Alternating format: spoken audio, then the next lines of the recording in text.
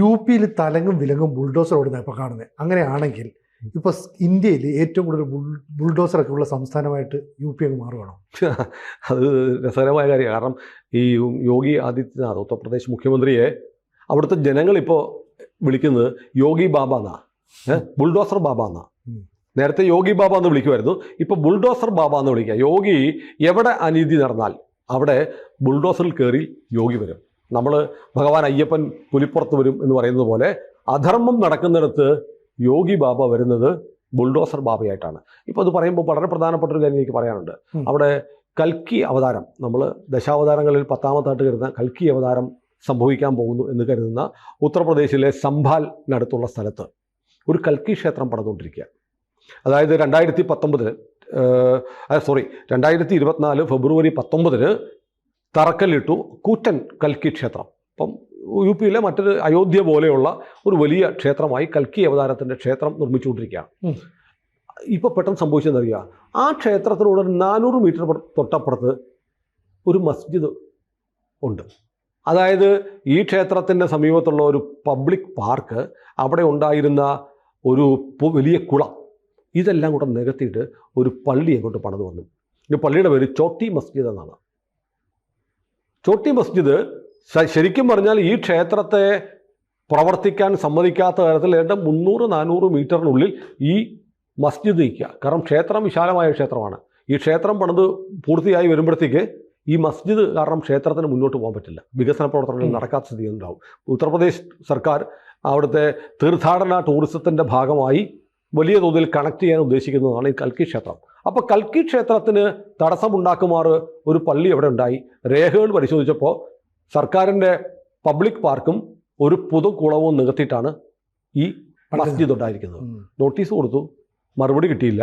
ഇന്നലെ ബുൾഡോസർ ബാബയുടെ ബുൾഡോസറുകൾ ഇരമ്പി വന്നു.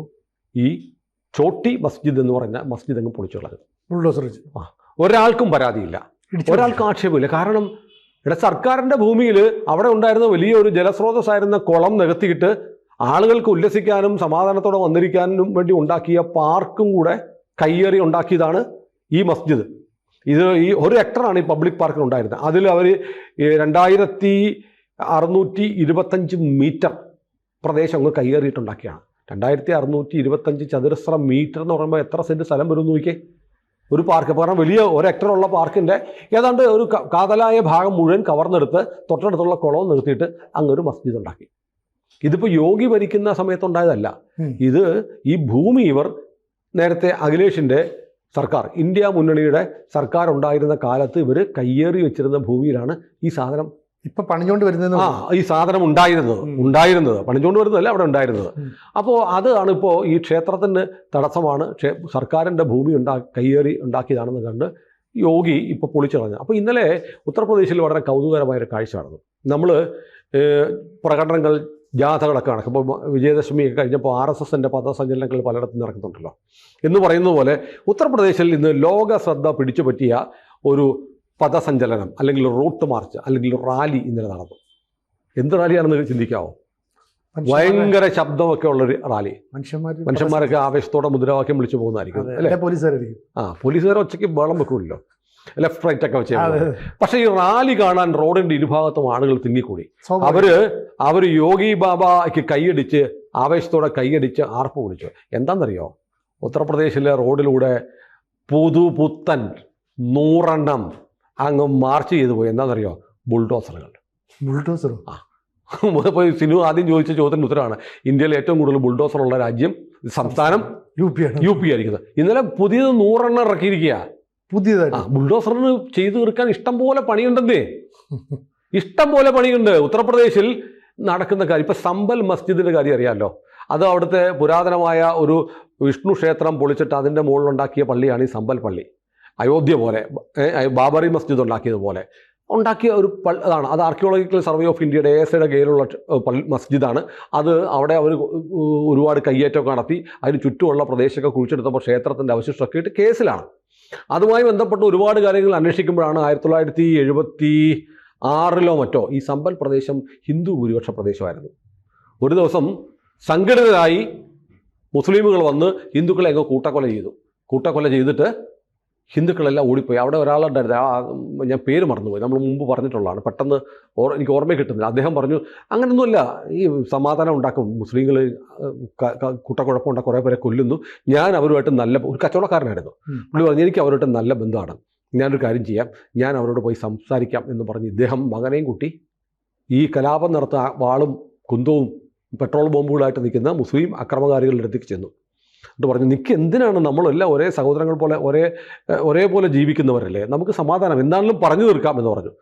ഉടനെ ചോദിച്ചത്, നീ ഞങ്ങൾക്ക് സാധനങ്ങൾ തന്നിട്ട് ഞങ്ങളുടെ നിന്ന് കാശ് മേടിച്ചത് ഈ കൈ കൊണ്ടല്ലേ എന്ന് പറഞ്ഞ് പിടിച്ച് ആദ്യം കൈ വെട്ടി, പിന്നെ കാല് വെട്ടി, പിന്നെ കഴുത്തും വെട്ടി. ഇയാളുടെ മകൻ പേടിച്ചിരണ്ട് ഒരു വീപ്പയുടെ പുറകിൽ ഒളിച്ചിരുന്നുകൊണ്ട് മാത്രം രക്ഷപ്പെട്ടു. തീർന്നില്ല, എന്നിട്ട് ഒരു വീട്ടിൽ 25ഓളം ആളുകൾ, അവിടുത്തെ ഒരു പ്രമാണി, ഇദ്ദേഹത്തിൻ്റെ വീട്ടിൽ തന്നെ ഇദ്ദേഹം 10-25ഓളം ഹിന്ദുക്കൾക്ക് വീട്ടിലിരുത്തി ഇവരെ കൊല്ലാൻ വന്നപ്പോൾ. അവരോട് ഞാൻ സംസാരിക്കാം എന്ന് പറഞ്ഞു വന്നതാണ്. അതിനുശേഷം ഈ വീട്ടിലേക്ക് വന്ന് നേരെ തീ കത്തിച്ച് 25 പേരെയും കൊന്നു. ഏതാണ്ട് 200ഓളം ആളുകളെയാണ് അന്ന് സമ്പലിൽ കൂട്ടക്കൊലയ്ക്ക് ഇരയാക്കിയത്. അതേ തുടർന്ന് അവിടുത്തെ ഹിന്ദുക്കൾ മുഴുവൻ ഓടിപ്പോയി. ഹിന്ദുക്കളുടെ വീടുകൾ മുഴുവൻ ഈ ആക്രമണകാരികൾ സ്വന്തമാക്കി എന്ന് മാത്രമല്ല, പിന്നെ അത് മുസ്ലിം ഭൂരിപക്ഷ പ്രദേശമായി.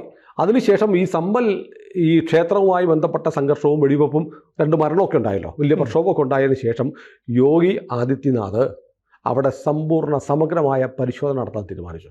അങ്ങനെ ഹിന്ദുക്കളെ ഓടിച്ച ശേഷം അവരുടെ വീടുകളിൽ കയറി താമസിക്കുകയാണ് മുസ്ലിമുകൾ, കാശ്മീരിൽ നടന്നതുപോലെ.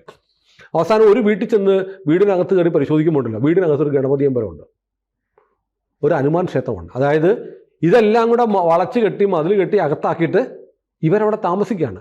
അതെല്ലാം തിരിച്ചു പിടിച്ചു എന്ന് മാത്രമല്ല, അവസാനം അവിടുത്തെ സമ്പലിലെ മസ്ജിദ് ഉൾപ്പെടെ, വേറെ മസ്ജിദുണ്ട്, മസ്ജിദ് ഉൾപ്പെടെ പരിശോധിക്കുമ്പോൾ അവിടെയൊക്കെ നേരിട്ട് ലൈനിൽ നിന്ന് കറണ്ട് എടുത്തിരിക്കുക, കറണ്ട് ചാർജ് പോലും അടയ്ക്കത്തില്ല, വൈദ്യുതിക്കുള്ള അവിടുത്തെ സമ്പലിലെ MP-യുടെ വീട്ടിൽ, പാർലമെൻറ്റ് അംഗമായ MP ഉത്തർപ്രദേശ് ഇലക്ട്രിസിറ്റി ബോർഡിൻ്റെ കറണ്ട് നേരിട്ട് പോസ്റ്റ് ചെയ്ത് എടുത്തിരിക്കുകയാണ്, മീറ്റർ ഇല്ലാതെ. 3 കോടി രൂപ അയാൾക്ക് ബില്ല് കൊടുത്തിട്ടുണ്ട്. അപ്പോൾ അങ്ങനെ വലിയ മുസ്ലിം ഭീകരാവസ്ഥയിൽ കഴിയുന്നൊരു പ്രദേശമാണ് സമ്പൽ. ഇവരുടെ ഈ നൊട്ടോറിയസ് ആയിട്ടിരുന്ന അഖിലേഷ് യാദവിൻ്റെ സർക്കാർ ഉണ്ടായിരുന്ന കാലത്ത് കോൺഗ്രസും സമാജ്വാദി പാർട്ടിയും ചേർന്ന് ഈ സമ്പൽ പ്രദേശത്തെ മുസ്ലിം തീവ്ര ചിന്താഗതിയുള്ള ആളുകളെ പാലും തേനും കൊടുത്ത് പോറ്റി വളർത്തി ഒരു വലിയ ശക്തി ദുർഗമായി അവർ മാറിയിരുന്നു. അവിടെയാണ് ഇപ്പം യോഗി ഇടപെടുന്നത്. അവിടെ ഇപ്പോൾ യോഗി പൊളിക്കുന്ന 3-ാമത്തെയോ 4-ാമത്തെയോ മസ്ജിദാണ് ഈ ചോട്ടി മസ്ജിദ്. അതായത് മുൻകാലത്ത് സർക്കാരിൻ്റെ ഭൂമി കയ്യേറി മസ്ജിദ് ഉണ്ടാക്കിയാൽ, അമ്പലം ഇടിച്ചു നിരത്തി അതിൻ്റെ മുകളിൽ മസ്ജിദ് ഉണ്ടാക്കിയാൽ അതിന് നേരെ കണ്ണടയ്ക്കുന്ന ഒരു സർക്കാരായിരുന്നു. കാരണം മുസ്ലിം വോട്ടുകൾ കിട്ടാൻ വേണ്ടി കോൺഗ്രസും സമാജ്വാദി പാർട്ടിയും ചെയ്തുകൊണ്ടിരുന്ന ഒരു ക്രൂരകൃത്യമാണ് സമ്പലിൽ നടന്നുകൊണ്ടിരുന്നത്. അപ്പോൾ കൽക്കി ക്ഷേത്രം വരുന്നതിൻ്റെ ഭാഗമായി കൽക്കി ക്ഷേത്രം അത് ഉണ്ടാവരുത് എന്നുള്ള ലക്ഷ്യത്തോടു കൂടിയിട്ടാണ് ഇത്തരം കയ്യേറ്റങ്ങളും മസ്ജിദ് ഉണ്ടാക്കലും നടത്തിക്കൊണ്ടിരുന്നത്. അപ്പോൾ പിന്നെ വേറെ കാര്യമുണ്ടല്ലോ, ഒരു മസ്ജിദ് ഉണ്ടായാലും മസ്ജിദിൻ്റെ ചുറ്റുമുള്ള സ്ഥലം എന്താണ്? വഖഫാണ്. ഇപ്പം നമ്മൾ കണ്ടില്ലേ, തിരുപ്പറംകുണ്ടത്തെ കാര്യം നമ്മൾ ഇന്നലെ പറഞ്ഞു.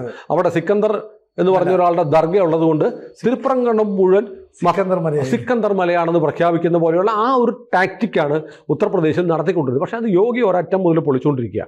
അപ്പോൾ ഏതായാലും ഇപ്പോൾ ഇതിപ്പം ചോട്ടി മസ്ജിദ് പൊളിച്ചതിന് ശേഷം ഒരു പ്രതിഷേധവും ഇല്ല UP-യിൽ. കാരണം അവർക്കറിയാം പ്രതിഷേധിച്ചിട്ട് കാര്യമില്ല, നമ്മൾ നിയമവിരുദ്ധമായി കയ്യേറിയാണെന്നറിയാം. ഇനി പ്രതിഷേധിക്കാൻ അങ്ങോട്ട് ചെന്നാൽ ആരുടെ അടുത്താണ് പ്രതിഷേധിക്കേണ്ടത്? യോഗിയുടെ അടുത്താണ്. വന്നതുപോലെ നടന്നു പോകത്തില്ല. ഇപ്പോൾ UP-യിലുള്ള ചിത്രം കാണുന്നില്ല പലരെയും. മിനിഞ്ഞാന്നൊരു സംഭവം ഉണ്ടായി UP-യിൽ. 2 പെൺകുട്ടികളെ ബലാത്സംഗം ചെയ്ത കേസിലെ പ്രതി മുസ്ലിം പേരുകാരനാണ്. അയാളെ പോലീസ് അങ്ങ് വെടിവെച്ച് വന്നു. പിടിച്ച് അറസ്റ്റ് ചെയ്യുക, ജാമ്യത്തിൽ വിടുക, ജയിലിൽ കൊണ്ട് തെറ്റിപ്പുറ്റ പണിയൊന്നുമില്ല. 2 റേപ്പ് കേസിൽ ചെറിയ പെൺകുട്ടികളെ ബലാത്സംഗം ചെയ്ത പ്രതിയെ വെടിവെച്ച് കൊന്നു. UP പോലീസ് അതാ ചെയ്യുന്നത്. പിന്നെ ഏത് കേസിലെ പ്രതിയെ പിടിച്ചാലും അവനെ പോലീസുകാരെ കൊണ്ടുവരുന്ന ചിത്രം കാണും. 2 പോലീസുകാരുടെ തോളെ തൂങ്ങിയാണ് വരുന്നത്, കാലുകുത്തി നടക്കാൻ വയ്യ. കാരണം ആദ്യത്തെ പണി ഒരുത്തൻ ഓടുകയാണെ അവന് അരയ്ക്ക് താഴേക്ക് വെടിവെക്കുക എന്നുള്ളതാണ്. അപ്പോൾ അരയ്ക്ക് താഴേക്ക് വെടിവെച്ചാലുള്ള ഒരു സുഖം എന്നറിയോ? അപ്പോൾ മാത്രമല്ല, പിന്നെ ഇവൻ നടക്കൂല. കാലുപയോഗിച്ച് പിന്നെ നടക്കാൻ പറ്റൂല. ബുള്ളറ്റ് കയറി അസ്ഥി തകർക്കുമല്ലോ. അപ്പോൾ അതുകൊണ്ട് ജീവിതകാലം മുഴുവൻ ഇവനിനി അക്രമ പ്രവർത്തനത്തിൽ ഏർപ്പെടാൻ കഴിയില്ല എന്ന് ഉറപ്പാക്കാനുള്ള ഒരു പണി കൂടെ ഉത്തർപ്രദേശ് പോലീസ് ചെയ്യുന്നുണ്ട്. മനുഷ്യാവകാശ ലംഘനമാണെന്നൊക്കെ വേണേൽ പറയാം. പക്ഷേ ഇവന്മാർ ബലാത്സംഗം ചെയ്യുന്നത്, കൊള്ളയടിക്കുന്നത്, കൊലപാതകം നടത്തുന്നത് മനുഷ്യാവകാശ ലംഘനമല്ലേ? അപ്പോൾ ഉത്തർപ്രദേശ് ഇപ്പോൾ ക്ലീൻ ആക്കിക്കൊണ്ടിരിക്കുക. ഇപ്പോൾ സമീപകാലത്ത് ഞാനിപ്പോൾ നോക്കുമ്പോൾ സമ്പൽ ഏരിയയിൽ പൊളിച്ച 4-ാമത്തെ മോസ്കാണ് ഈ ചോട്ടി മസ്ജിദ്. ഒക്ടോബർ 7-ാം തീയതി ഏതാണ്ട് 30,000 സ്ക്വയർ ഫീറ്റ് വിസ്തൃതി ഉണ്ടായിരുന്ന ഒരു കല്യാണ മണ്ഡപം അവിടുത്തെ മസ്ജിദിനോട് ചേർത്ത് പണിതിരുന്നു, പൊളിച്ചു കളഞ്ഞു. നോക്കണം, 30,000 സ്ക്വയർ ഫീറ്റ് വലിപ്പമുള്ള കല്യാണ മണ്ഡപം എന്ന് പറയുമ്പോൾ അതിന് എത്ര വലിപ്പം ഉണ്ടായിരിക്കും? അത് ബുൾഡോസർ വന്നിട്ട് 10ഓളം ബുൾഡോസറുകൾ ഒരേ സമയം പണിയെടുത്താണ് പൊളിച്ചു തന്നത്. ബുൾഡോസർ അവിടെ തികയാത്തതുകൊണ്ടാണ് ഇപ്പോൾ 100 ബുൾഡോസർ എക്സ്ട്രാ വാങ്ങിച്ചിരിക്കുന്നത്. പിന്നെ മറ്റൊന്ന് റായ് ബസുറഖ് എന്ന് പറയുന്ന ഒരു സ്ഥലത്ത് ഒരു മസ്ജിദ്, ഹാത്തിം സറാറി എന്ന് പറയുന്ന അവിടെ ഒരു പ്രദേശത്ത് ഒരു മോസ്കും 80 വീടുകളും, ഒരു പള്ളി ഉണ്ടാക്കുന്നു, അതിന് ചുറ്റും ബാക്കിയുള്ള സ്ഥലങ്ങളിൽ ചുറ്റും ഒരു 19 വീട്ടുകാരെ കൊണ്ടൊക്കെ താമസിപ്പിക്കും, വീടും വെക്കും. അപ്പോൾ പിന്നെ എന്താ പറയുക, ഈ സമരം നടത്തുന്ന ഈ ഭീകരവാദികളൊക്കെ ചെയ്യുമല്ലോ, ഈ കുട്ടികളെയും സ്ത്രീകളെയും മുന്നിൽ നിർത്തിയിട്ട് പിന്നിൽ നിൽക്കും. അപ്പോൾ ആ കുട്ടികളും സ്ത്രീകളും നിൽക്കുമ്പോൾ പോലീസിനൊന്നും പട്ടാളത്തിനൊന്നും ചെയ്യാൻ പറ്റില്ല. കുട്ടികളെ കൊന്നു, സ്ത്രീകളെ കൊന്നു, സ്ത്രീകൾ ഗർഭിണികൾ എന്നൊക്കെ ടീജി പറയുന്ന പോലെ പറയേണ്ടി വരും. അതുകൊണ്ട് ഇവരെന്ത് ചെയ്യും, ഒരു കയ്യേറ്റം നടത്തും, ഒരു മസ്ജിദ് ഉണ്ടാക്കും, അതിൻ്റെ ചുറ്റും കുറേ വീടുണ്ടാക്കും. പോലീസിൻ്റെ വല്ല നടപടി ഉണ്ടായാൽ പോലീസ് അക്രമം, വീടുകൾ പൊളിച്ചു എന്ന് പറയുമല്ലോ. യോഗിക്ക് അതൊന്നും പ്രശ്നമല്ലെന്നേ. കാരണം സർക്കാരിൻ്റെ ഭൂമിയാണ്, രേഖയില്ല, പ്ലാനില്ല, പദ്ധതിയില്ല, ഒന്നുമില്ല, നിയമവിരുദ്ധമായി ഉണ്ടാക്കി നോട്ടീസ് കൊടുക്കും. സുപ്രീം കോടതി പറഞ്ഞിട്ടുണ്ട് നോട്ടീസ് കൊടുത്തിട്ടേ ചെയ്യുക. നോട്ടീസ് കൊടുക്കുന്നവർക്ക് മറുപടി പറയാനില്ല, കാരണം എന്തെങ്കിലും രേഖ വേണ്ടേ. അപ്പോൾ ഈ പള്ളികളുടെ സംരക്ഷണത്തിന്, മസ്ജിദിൻ്റെ സംരക്ഷണത്തിന് വേണ്ടി ആളുകളെ പാർപ്പിക്കുകയാണ്. അവിടെയാണ് ഈ റായ് ബുസുറഖിലെ ഹാത്തിം സറാറിയിലെ മോസ്കും 80 വീടുകളും പൊളിച്ചു കളഞ്ഞു. ജൂൺ മാസത്തിൽ റാസ മുസ്തഫ മസ്ജിദും 34 വീടുകളും പൊളിച്ചു കളഞ്ഞു. ഇനിയും ഒരുപാട് പൊളിക്കാനുണ്ട്. 100 ബുൾഡോസർ ഇന്നലെ വന്നിട്ടുണ്ട്. യു പിയിൽ ഭരണകൂടത്തിൻ്റെ ഒത്താശയോടെ സർക്കാരിൻ്റെ ഭൂമി കയ്യേറി ഹിന്ദു ക്ഷേത്രങ്ങളും കുളങ്ങളും പാർക്കുകളും ഒക്കെ നശിപ്പിച്ച് ഉണ്ടാക്കിയിട്ടുള്ള സകല നിർമ്മിതികളും പൊളിക്കുമെന്ന് യോഗി വീണ്ടും ഉറപ്പ് കൊടുക്കുന്നു. അതാണ് പരസ്യമായി ആളുകളെ കാണിച്ചുകൊണ്ട് 100 ബുൾഡോസറുകളുടെ ഒരു റാലി ഇന്നലെ സംഘടിപ്പിച്ചത്. അതൊരു വലിയ സംഭവം തന്നെയാണ്. കൂടുതൽ വാർത്തകളും വിശേഷങ്ങളും നിങ്ങളിലേക്ക് എത്താൻ ABC മലയാളം സബ്സ്ക്രൈബ് ചെയ്യുക, ബെൽ ബട്ടണും അമർത്തുക.